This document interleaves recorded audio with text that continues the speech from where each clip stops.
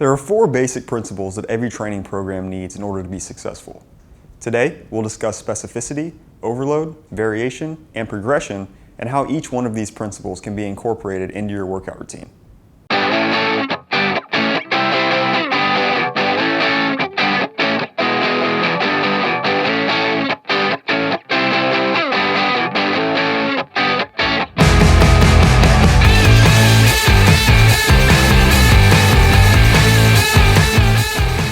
The first training principle that every program needs is specificity.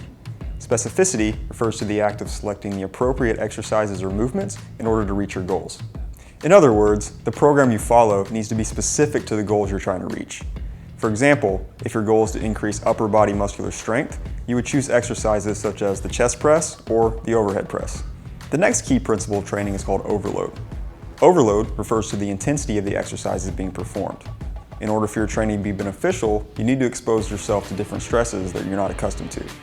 The key here is to challenge yourself.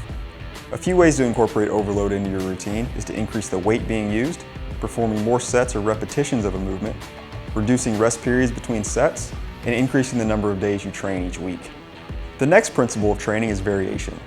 Variation refers to systematically changing up certain aspects of your training program. This is especially important because it helps maintain your progress throughout your workout plan.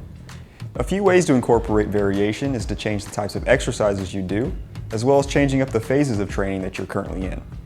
For example, it's important to periodically move from endurance training, which uses high reps, to hypertrophy and strength training, which use moderate to low reps. This ensures that you're exposing your body to different training stimuli, and will also help you maintain steady progress throughout your training. The last and possibly most important training principle is called progression. As you adapt to the training program, you need to make sure to modify the intensity of your workouts in a process that's called progressive overload. For example, as you become better trained, you can increase the intensity of your training by increasing the weight you're using in order to keep challenging yourself and progressing. This method needs to be used gradually so that you don't push yourself too much too quickly. Incorporating these principles into your training will help you adhere to your workout plan and keep you from plateauing. We'll go over each of these 4 principles in more detail in future videos, so be sure to subscribe to this channel to receive notifications when we post new content.